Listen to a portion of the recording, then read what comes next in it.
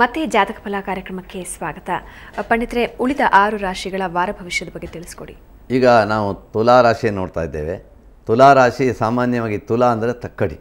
ಅದು ಎರಡೂ ತಕ್ಕಡಿಗಳು ಸರಿಯಾಗಿರಾಗುತ್ತೆ. ಪ್ರತಿಯೊಬ್ಬರೂ ಹೇಳ್ತಾರೆ ಸ್ತ್ರೀಯರಿಗೆ ಮಾತ್ರ ಪುರುಷರಿಗೆ ಮಾತ್ರ ಅಂತ ಕೆಲವು ಹೇಳ್ತಾರೆ ಅಂತ.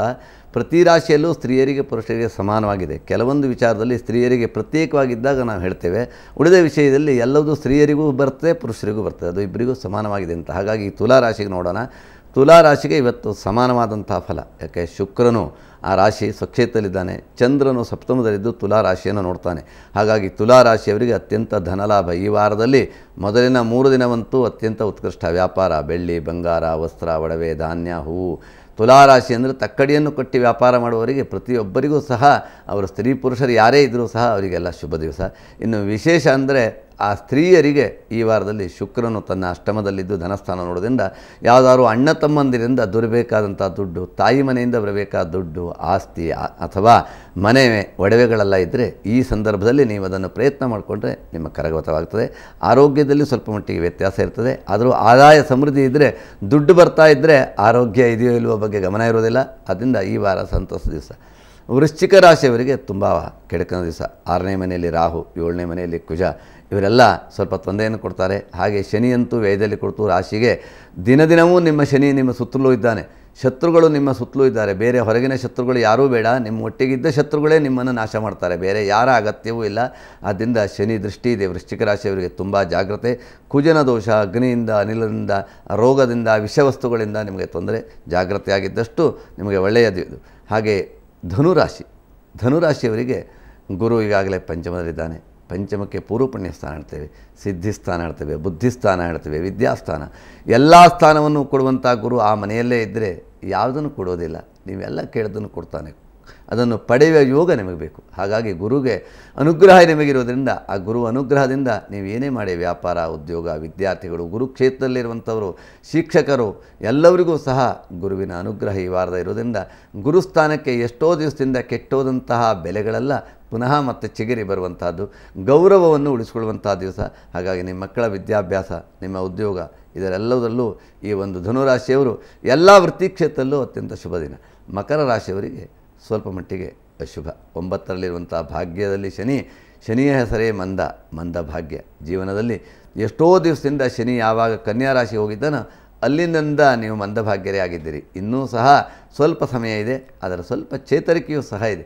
ಚತುರ್ಥದಲ್ಲಿರುವಂಥ ಗುರುವಿನಿಂದ ದೈವ ಬಲ ಇದೆ. ನೀವು ಮಾಡ್ತಾ ಇರುವ ಉಪಾಸನೆ, ಆರಾಧನೆ ನಿಮಗೆ ಫಲ ಕೊಡ್ತಾ ಇದೆ. ನೀವು ನೆಟ್ಟಂಥ ಗಿಡದ ಫಲಗಳು ಈಗ ನಿಮ್ಮ ಕಣ್ಣು ಮುಂದೆ ಕಾಣ್ತಾ ಇದೆ. ಕೈಗೆ ಸಿಗದೇ ಇದ್ದರೂ ಇನ್ನು ಸ್ವಲ್ಪ ದಿವಸದಲ್ಲಿ ನಿಮ್ಮ ರಾಶಿಯ ಭವಿಷ್ಯ ಉಜ್ವಲವಾಗ್ತಾ ಇದೆ. ಜೊತೆಗೆ ಕಟ್ಟುವಂಥ ಮನೆ, ಖರೀದಿ ಮಾಡುವಂಥ ವಾಹನ, ಹುಟ್ಟುವಂಥ ಮಕ್ಕಳು, ಕಟ್ಟಿಕೊಳ್ಳುವಂತಹ ಹೆಂಡತಿ ಎಲ್ಲ ಒಳ್ಳೆಯದು ಸಿಗುವಂಥದ್ದಿದೆ. ನಿರೀಕ್ಷೆಯಲ್ಲಿರಿ. ಮುಂದಿನ ಸ್ವಲ್ಪ ದಿನದಲ್ಲಿ ನಿಮಗೆ ಸುದಿನ. ಹಾಗೆ ಕುಂಭರಾಶಿಯವರಿಗೆ ಹೆಚ್ಚಿನ ಅಶುಭ. ಸಾಮಾನ್ಯವಾಗಿ ಶನಿಯು ಅಷ್ಟಮದಲ್ಲಿರುವುದರಿಂದ ಆಯುಷ್ಯವನ್ನು ಹರಣ ಮಾಡ್ತಾನೆ. ಕಂಟಕ ನಿಮ್ಮಿಂದ ನೀವೇ ತಂದುಕೊಡ್ತೀರಿ. ಆಹಾರ ವ್ಯವಹಾರಗಳಲ್ಲಿ ಸ್ವಲ್ಪ ಜಾಗ್ರತೆಯಾಗಿರಿ. ಯಾವುದೇ ರೀತಿಯಾದಂಥ ಕಪ್ಪು ವ್ಯವಹಾರಗಳಲ್ಲಿ ಹೋಗಿ ಸಿಲುಕಾಕ್ಕೊಳ್ಬೇಡಿ. ಕೋರ್ಟ್ ಕಚೇರಿ ವ್ಯವಹಾರದಲ್ಲಿ ನಿಮಗೆ ಹಾನಿ. ಹಾಗೆ ಕಸ್ಟಡಿಯಲ್ಲಿ ಹೋಗುವಂಥ ಸಾಧ್ಯತೆಯೂ ಇರ್ತದೆ. ಅದರಿಂದ ಸ್ವಲ್ಪ ಮಟ್ಟಿಗೆ ಎಚ್ಚರಿಕೆಯಾಗಿದ್ದರೆ ಒಳ್ಳೆಯದು. ಕೊನೆಯದಾದಂಥದ್ದು ಮೀನರಾಶಿ. ಸಾಮಾನ್ಯವಾಗಿ ಧನು ಮತ್ತು ಮೀನರಾಶಿಯವರಿಗೆ ಒಳ್ಳೆಯ ಶುಭ ದಿನ, ಶುಭೋದಯ. ಹಾಗಾಗಿ ನಿಮ್ಮ ಭಾಗ್ಯದ ಬಾಗಲು ತೆರೆದಿದೆ, ಕನಸು ನನಸಾಗಿದೆ. ಇನ್ನೂ ಸಹ ಸಾಧಿಸಬೇಕಾದದ್ದಿದೆ. ಅದಕ್ಕಾಗಿ ಅದೆಲ್ಲದಕ್ಕೂ ಯಾವುದೇ ಕ್ಷೇತ್ರ ನೀವದಲ್ಲಿದ್ದರೂ ಸಹ ಅವರು ಹೆಣ್ಣಾಗಿರಲಿ, ಗಂಡಾಗಿರಲಿ, ವಿದ್ಯಾರ್ಥಿಗಳಾಗಿರಲಿ, ಉದ್ಯೋಗಿಗಳಾಗಿರಲಿ, ವೃದ್ಧರಾಗಿರಲಿ, ವೃದ್ಧೆಯರಾಗಿರಲಿ, ಎಲ್ಲರಿಗೂ ಮೀನರಾಶಿಯವರಿಗೆ ಇದೊಂದು ಅತ್ಯಂತ ಜೀವನದಲ್ಲಿ ಲೀಲಾಜಾಲವಾಗಿ ತೇಲಾಡುವ ಸಮಯ. ಮೀನದ ಕತೆ ಏನು ಅಂದರೆ ನೀರಿನಲ್ಲಿ ತೇಲಾಡೋದು. ಹಾಗಾಗಿ ಜೀವನದಲ್ಲಿ ಮನುಷ್ಯ ಸಂತೋಷದ ಸಾಗರದಲ್ಲಿ ಸಂಭ್ರಮದಿಂದ ತೇಲಾಡುವಂಥದ್ದು ಮೀನರಾಶಿಯವರಿಗೆ. ಹೆಚ್ಚಿಗೆ ನಾವು ಹೇಳಬೇಕಾದಿಲ್ಲ.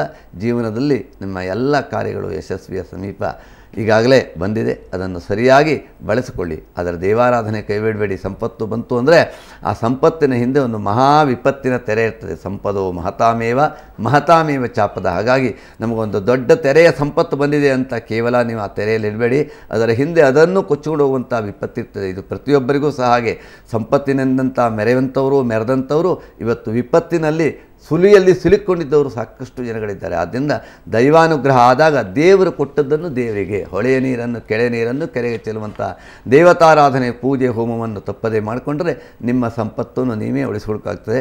ಅದಕ್ಕಾಗಿ ಇಂಥ ವಿಶೇಷವಾದಂಥ ಕಾರ್ಯಕ್ರಮ ಪ್ರತಿದಿನ ನಿಮ್ಮ ಮುಂದುವರ್ತದೆ. ತಪ್ಪದೇ ಜಾತಕ ಫಲದಲ್ಲಿ ಬೆಳಿಗ್ಗೆ ಬರುವಂಥ ನಿತ್ಯದ ವಿಶೇಷವನ್ನು ತಿಳಿದುಕೊಳ್ಳಿ. ಧನ್ಯವಾದ ಪಂಡಿತರೆ.